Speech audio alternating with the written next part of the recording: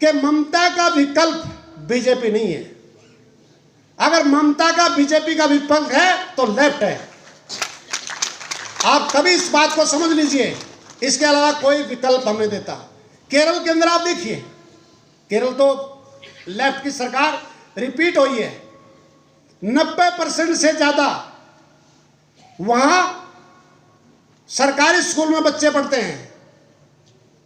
90% से ज्यादा medical college hospital में इलाज होता है। कोई टेस्ट ऐसा नहीं जहां सरकारी हॉस्पिटल में नहीं। दिल्ली की केजरीवाल को तो छोड़ दीजिए, आप केरल के स्कूल जाकर के देखिए, लाइब्रेरी देखना, लैब देखना, बोर्ड देखना, बैटरी व्यवस्था देखना, अमूलचूक परिवर्तन। और 30 दिन के अंदर जो पोस्ट वैकेंट हैं, अगर 30 दिन के अंदर वो नहीं भरी गई तो जो स्टाफ सिलेक्शन कमीशन है, यूपीएससी है, उसके मुखिया को चार्जशीट हो जाएगी। कोई पोस्ट वैकेंट नहीं है। देश का सुप्रीम कोर्ट बोल रहा है समान काम समान वेतन, लेकिन सुनने को देने को तैयार नहीं है। कोई जॉब सिक्योरिटी नहीं है, वो गुलाम है सरकार के। अगर सरकार के खिलाफ कोई आवाज उठाएंगे तो नौकरी से बाहर, कोई जॉब सिक्योरिटी नहीं है। ऐसा ही होगा। ये क्या हालत बना करके रख रखी है। 18% HRA, हालांकि सेंट्रल पे कमीशन जो है, जब 25% DA 25% से आगे बढ़ेगा तो 8, 16, 24 की बजाय 9, 18, 27 होगा। लेकिन मैंने सुना 18 से 10% कर दिया।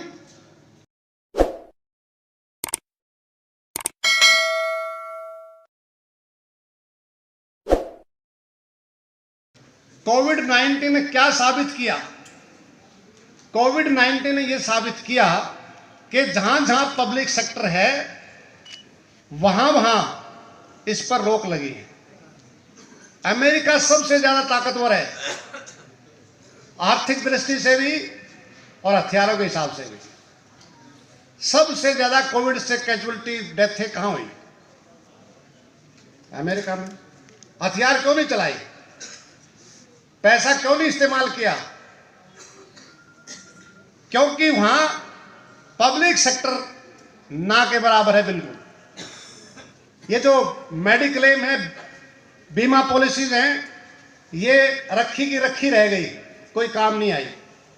ट्रेड यूनियंस, किसान संगठन, नौजवान, छात्र, महिलाएं, हम सब मिल करके 1990-91 के बाद जिस प्रकार से नव उदारीकरण की नीतियों को लागू किया और इस पब्लिक सेक्टर को तहस नहस करने का प्रयास किया, उसको बचाने के लिए हम संघर्ष कर रहे हैं, हड़तालें की हैं।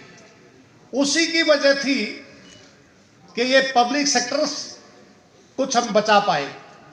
कई बार लोग बोलते हैं कि लगातार एक साल में 2-2, 3 दिन हड़ताल होती हैं, क्या हुआ इससे? हम उनको ये कहना चाहते हैं कि इन हड़तालों से पूरी तरीके से इन नीतियों को रोका नहीं गया, लेकिन हमने स्पीड ब्रेकर का काम किया। सरकारों को चाहते हुए भी इस पब्लिक सेक्टर को बेचने नहीं दिया, और उसी का परिणाम था कि कोविड के अंदर हमने देखा कि जब भाई को भाई हाथ नहीं लगा रहा था, बेटे को पिता हाथ नहीं लगा रहा था, उस टाइम पर हमारा मेडिकल, पैरामेडिकल का स्टाफ, तमाम प्रकार के कर्मचारी जो आप सामने बैठे हैं, अपनी जान जोखिम में डाल करके, पूरे सुरक्षा के उपकरण के बिना अपनी जान जोखिम में डाल करके कोरोना से फाइट कर रहे हैं।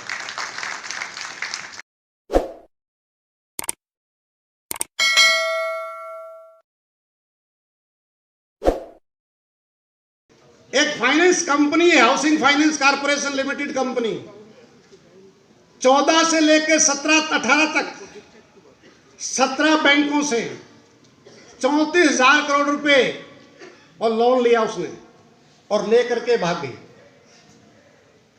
मालूम हुआ कि ऐसी कौन सी कंपनी है जिसके ऊपर सरकार की इतनी मेहरबानी है कि वसूली नहीं हो रही, तो मालूम पड़ा कि जो 34,000 करोड़ रुपए लेकर के भाग गई, 29 करोड़ रुपए चंदा बीजेपी को दे रखा उसने। और भाइयों और बहनों, मित्रों, ना खाऊंगा ना खाने दूंगा, ये क्या हो रहा है? ये क्या हो रहा है?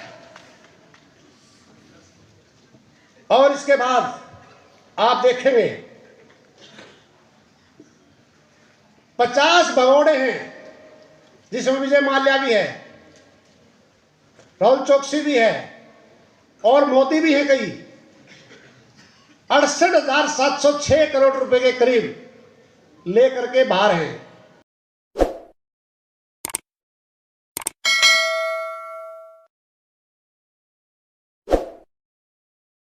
महंगाई चरम सीमा पर है, लेकिन हमारी फाइनेंस मिनिस्टर कहते हैं कि महंगाई तो है ही नहीं। जब प्याज की कीमतें बढ़ रही थी तब उन्होंने कहा गया मैं तो प्याज और लहसुन खाते ही नहीं हूं। अरे तुम नहीं खाते, देश तो खाता है ना। आपका ये क्या जवाब हुआ? रिजर्व बैंक ऑफ इंडिया क्या बोलता है कि अगर 6% से ज्यादा महंगाई की दर होती है तो बहुत ही खतरनाक स्तर है वो। और आज इस देश में 7% से ऊपर महंगाई की दर लगातार चल रही है। गरीब आदमी के पास रोजी रोटी का संकट पैदा हो गया है। ये हालात, और सबसे ज्यादा जो खाने पीने की चीजें हैं उनकी महंगाई बढ़ी है कि रोजी रोटी मतलब रोटी खाना मुश्किल हो रहा है। और दूसरी तरफ इस देश में क्या हो रहा है, कोविड काल के अंदर ही, कल कॉमरेड हरंदा ने बताया था कि गौतम अडानी की जो संपत्ति है 750 गुना, और छोटे जो इनके मित्र हैं उनकी 350 गुना संपत्ति बढ़ी है। और मैं एक आंकड़ा और दे रहा हूं आपको, 2021 में जब कोविड पूरी तरीके से तबाही मचा रहा था, नौकरियां छूट रही थी, 14 करोड़ नौकरी चली गई, आमदनी घट गई, उस टाइम भी गौतम अडानी एक दिन के अंदर 1004 करोड़ रुपए प्रतिदिन की इनकम थी उसकी, गौतम अडानी की पर डे 1004 करोड़ रुपए। और छोटे जो इनके मित्र हैं उनकी कितनी थी? 162 करोड़ रुपए प्रतिदिन। वैसे ही गौतम अडानी पूरी दुनिया में सबसे अमीरों की सूची में दूसरे नंबर पर वैसे नहीं आ गया है। और हमारे बड़े साहब को चिंता है कि इस रेस में एक नंबर पर क्यों नहीं आया आप।